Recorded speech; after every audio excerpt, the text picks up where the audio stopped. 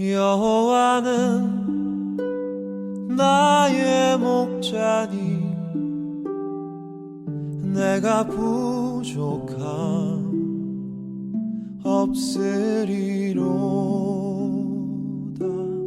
오늘 주시는 말씀을 함께 나누도록 하겠습니다. 오늘 말씀은요, 에베소서 5장 15절부터 21절까지의 말씀입니다.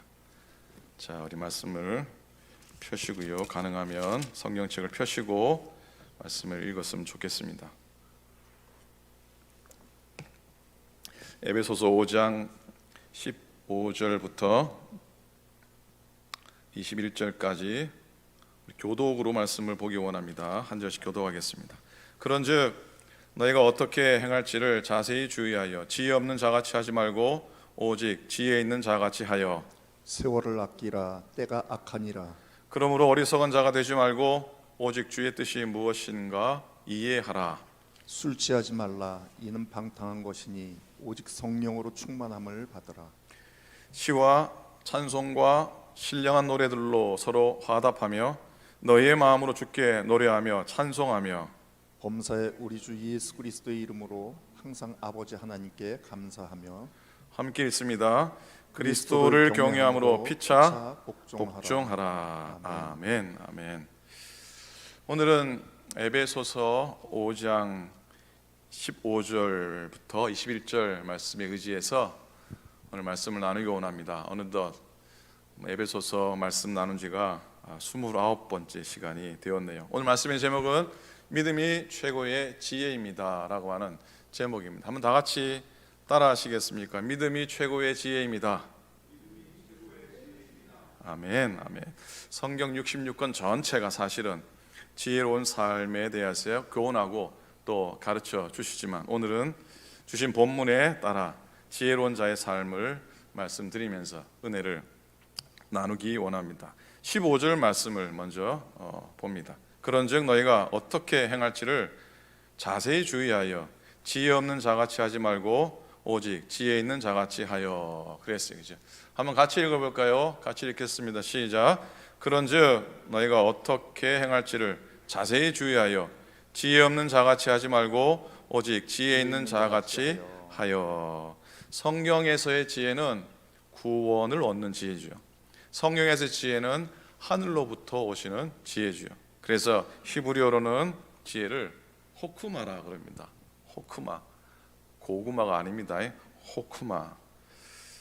지혜로운 삶을 살려면 어떻게 살아야 될지, 어떻게 사는 것이 지혜로운 삶인지 오늘 한번 묵상해 보기 원하는데 이렇게 많이들 얘기하는 글 중에 지혜로운 이의 10계명이라고 하는 글이 있습니다. 받을 만한 말씀들이 많이 있어요. 언어. 말을 많이 하면 반드시 필요 없는 말이 섞여 나온다. 원래 귀는 닫도록 만들어지지 않았지만 입은 언제나 닫을 수 있게 되어 있다. 둘째, 책. 돈이 생기면 우선 책을 사라. 옷은 헤어지고 기구는 부서지지만 책은 시간이 지나도 여전히 위대한 것들을 품고 있다. 셋째, 행상의 물건들. 행상의 물건을 살 때에는 값을 깎지 마라. 그 물건을 다 팔아도 수익금이 너무 적기 때문에 가능하면 부르는 그대로 주라. 대머리가 되는 것을 너무 두려워하지 말라. 사람들은 머리카락이 얼마나 많고 적은가에 관심이 있기보다 그 머리 안에 무엇이 들어있는가에 더 큰 관심이 있다. 아멘. 다섯 번째, 광고를 다 믿지 마라. 울적하고 무기력한 사람이 광고에 나오는 맥주 한 잔에 그렇게 변할 수 있다면 아마 세상은 천국이 되었을 것이다. 여섯 번째, 허허허.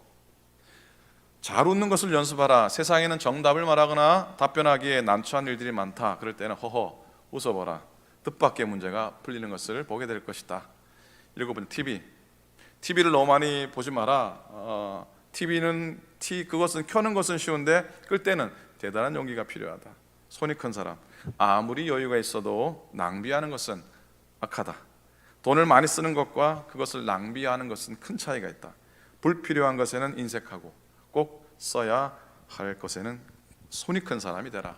9번째, 화내는 사람이 손해본다. 급하게 열을 내고 목소리를 높인 사람이 대개 싸움에서 지고 좌절에 빠지기 쉽다.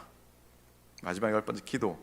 주먹을 불끈 쥐기보다 두 손을 모으고 기도하는 자가 더 강하다.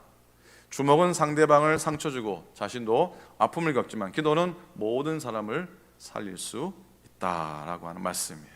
마음에 한번 담아봅니다. 여러분, 세상에서 지혜를 재산으로 삼고 있는 사람은 그것을 누구에게도 빼앗기지 않고 죽을 때까지 소유할 수가 있습니다. 그래서 최고의 자산이 바로 지혜입니다. 잠언서에서도 지혜가 죄인이니 지혜를 얻으라고 교훈을 하시고 있습니다. 지혜가 뭡니까? 지혜는 바로 어떻게 대처하느냐는 것을 배우는 것이죠. 어떻게 대처하느냐. 지식은 무엇이냐에 대해서 배우는 것이지만 지혜는 삶의 현장에서 사리 판단을 분별하는 능력이지요.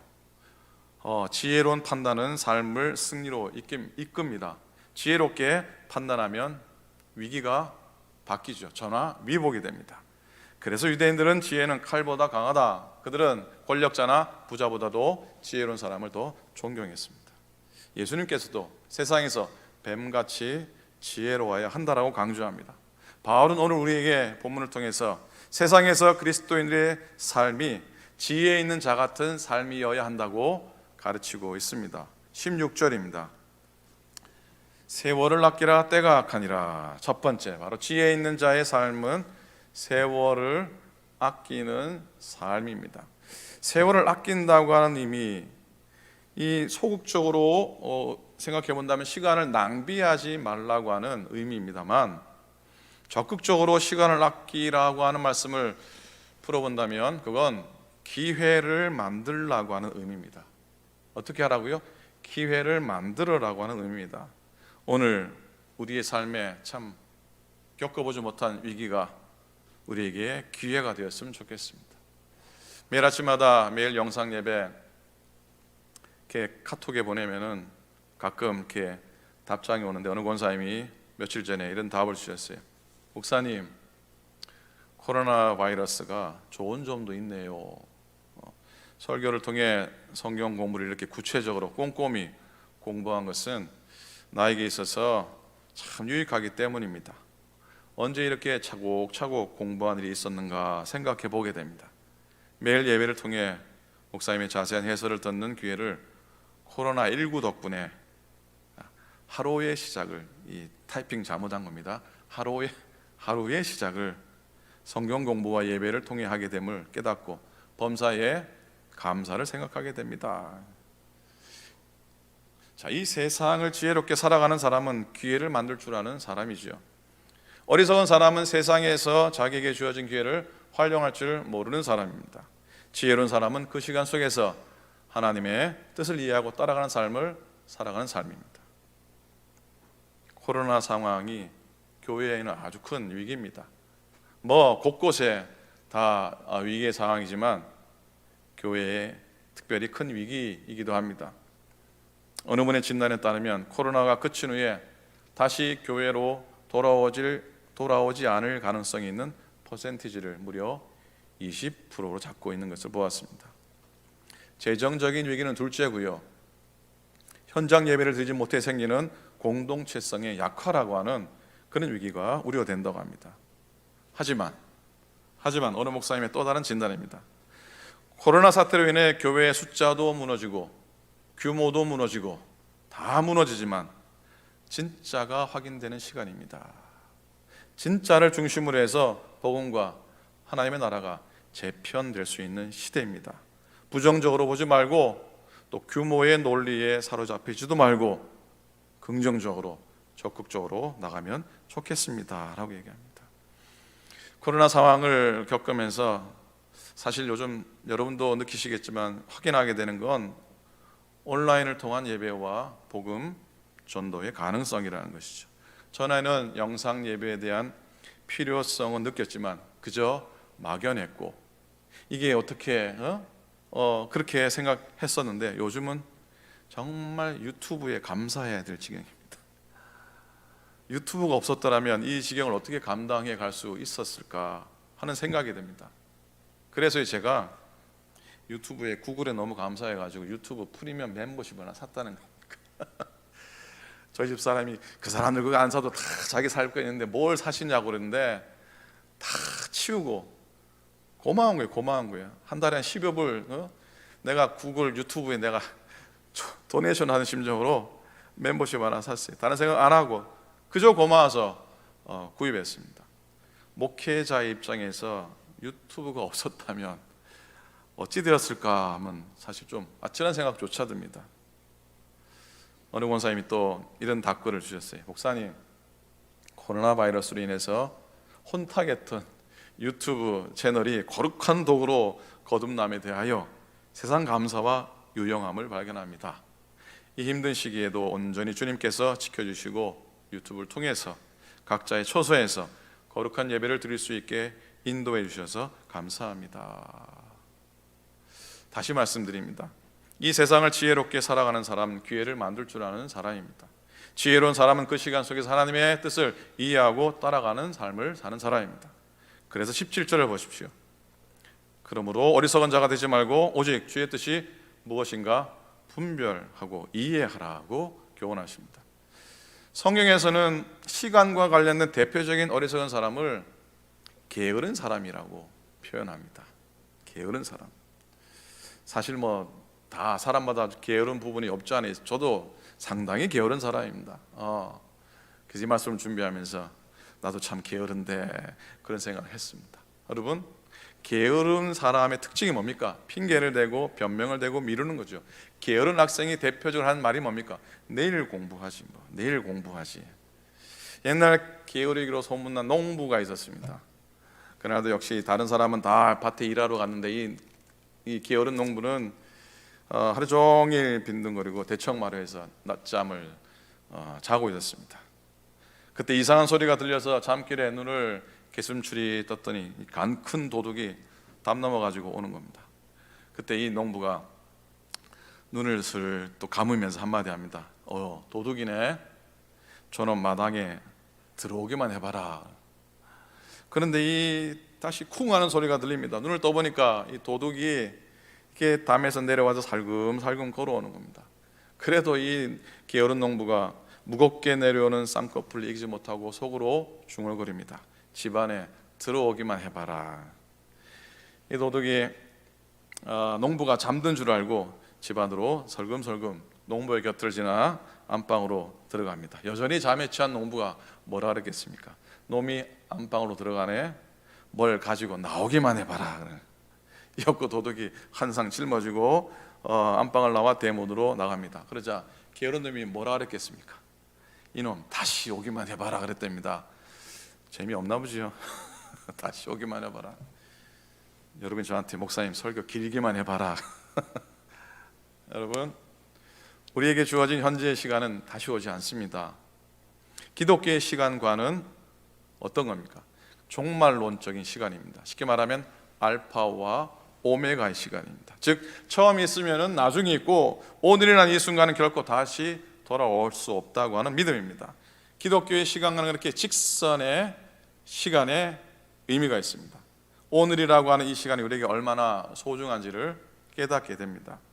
이 시간을 성경 10편 90편 10절은 고백합니다. 신속히 가니 우리가 날아가나이다 라고 말합니다. 우리의 시간이 날아가는 화살과 같다고 하는 것이죠. 시간은 쏜살같이 지나갑니다. 올해 시작이 엊그제 같은데 반년을 지나고 7월 둘째 주 이르게 되지 않았습니까? 흔히 하는 얘기로 30대는 시간이 30마일로 갔다가 40대는 40마일로, 저 같은 경우는 50마일, 60대는 60마일, 70대 이상은 막 간다고 하지 않습니까? 갈수록 더 빨라집니다. 충분히 느낍니다. 이 말은 사실 종말이 가까웠다는, 마지막이 가까웠다고 하는 의미죠.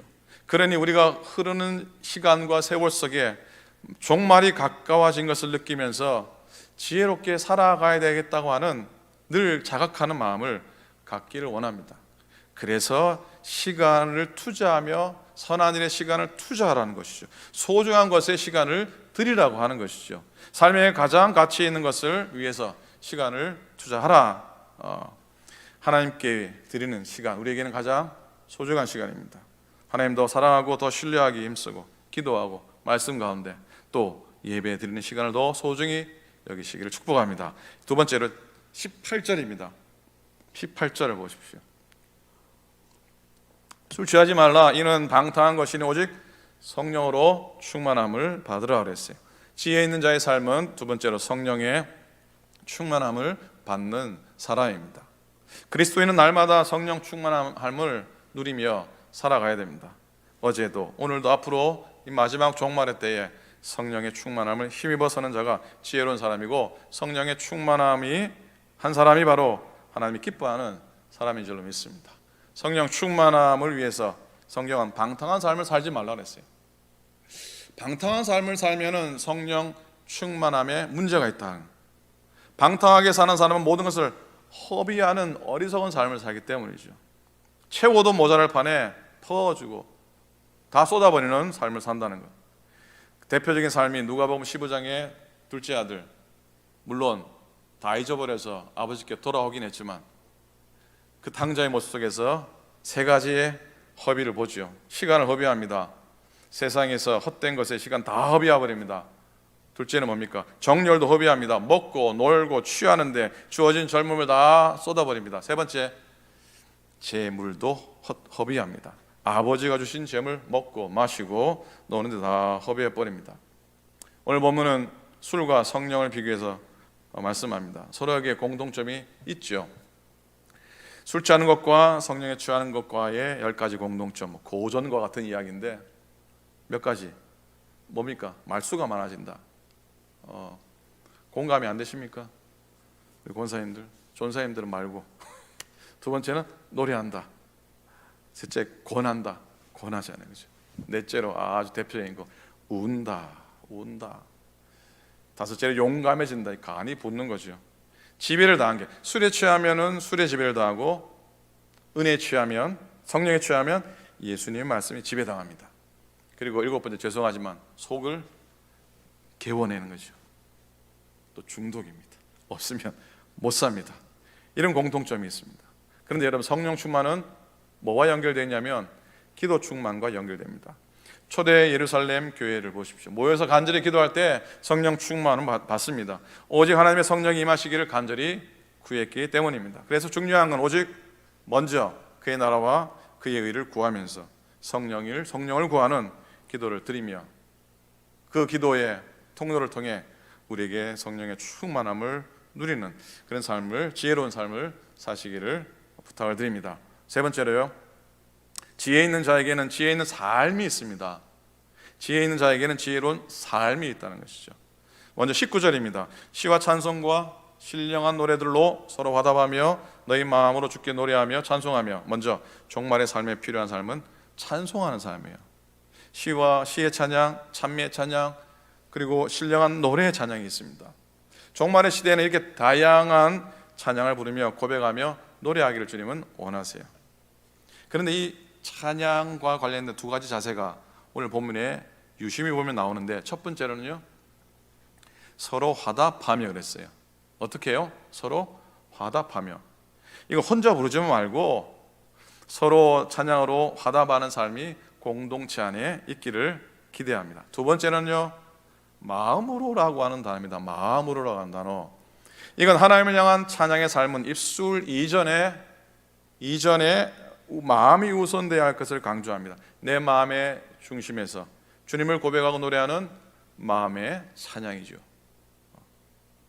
얼마 전에 캘리포니아 주지사가 교회 대면 예배 때 회중 찬송 그리고 찬양 대 찬양 하지 말 것을 금지하는 행정명령을 내렸습니다. 우리도 같이 노래 부르면 안 되는데 사실은. 하기사 엊그제 일본 놀이공원에서요, 비명 금지 명령이 떨어졌답니다. 이 곤돌라 탈 때 비명 지르지 말라는 것이 엄청나게 나온다고. 하기사 뭐 그런 시대가 됐어요, 그죠? 위급한 때니 뭐 찬송 금지 행령 명령을 내릴 수밖에 없는 상황과 형편을 이해하지 못하는 건 아니지만 좀 슬픕니다. 실제로 회중 찬송을 하고 안 하고의 문제를 떠나서 이젠 세상 권력이 예배 찬양까지도 그 많은 세상이 되었다 생각하니까 좀 슬펐습니다. 물론 공동의 안전을 위해서 이것까지 지켜야 한다면 어쩔 수 없는 일이지만 목에 칼이 들어와도 예배를 지키고 생명의 경각에서도 찬송을 멈추지 않았던 믿음의 선배들 앞에 죄송한 마음이 드는 건 저 혼자의 생각은 아니리라 이렇게 믿습니다. 여러분, 오늘 말씀이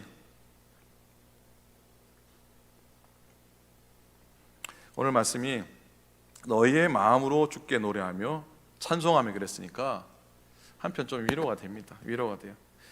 입술의 찬양이 멈출 수밖에 없는 상황 속에서 마음의 찬양을 온전히 드리는 저와 여러분 되기를 소원합니다. 자, 20절 말씀 봅니다. 범사의 우리 주 예수 그리스도 이름으로 항상 아버지 하나님께 감사하며 종말의 지혜자의 삶은 감사의 삶입니다. 감사하는 자가 성령의 사람이요 감사하는 자가 지혜자입니다. 고난받고 억울한 일이 있어도 핍받고 고난이 있어도 감사해야 합니다. 지혜 있는 사람을 보면 그 삶에 감사로 말미암아 더 감사할 것들이 많은 것을 보게 되죠. 마지막 절입니다. 21절. 그리스도를 경외함으로 피차 복종하라. 복종하라는 말에 의감이 좀 거시기 합니다만 우리에게는 필요한 말씀입니다. 복종하는 것이죠. 철저히 복종하는 것이죠. 철저히 엎드리는 것이죠. 무엇보다 종말의 시대에 지혜가 있는 자가 살아야 될 삶인 것을 가르칩니다. 실제적인 교훈으로 22절 이후에 가정과 사회에서 행해져야 될 복종을 교훈하고 있지 않습니까? 지혜로운 아내는 남편의 말을 잘 듣습니다. 지혜로운 남편은 아내의 말을 잘 들어야 합니다. 지혜로운 아들, 딸은 부모의 말을 잘 듣습니다. 지혜로운 종은 주인의 말을 잘 듣습니다. 사랑하는 여러분, 사랑하는 오클랜드 교회 성도 여러분, 종말의 시대에 지혜로운 삶을 살아갔으면 좋겠습니다. 요즘처럼 이런 시간은 더 우리에게 지혜로운 삶을 요청한다고 믿습니다. 나는 시간을 아끼고 있는가? 나는 성령 충만한가? 나에게 지혜 있는 삶의 실천이 있는가? 물으면서 이제 오직 가장 지혜 있는 자에게 자로서의 새로운 출발이 있기를 기원합니다. 그리고 이 모든 것 위에 믿음이 최고의 지혜인 것을 고백할 수 있기를 바랍니다.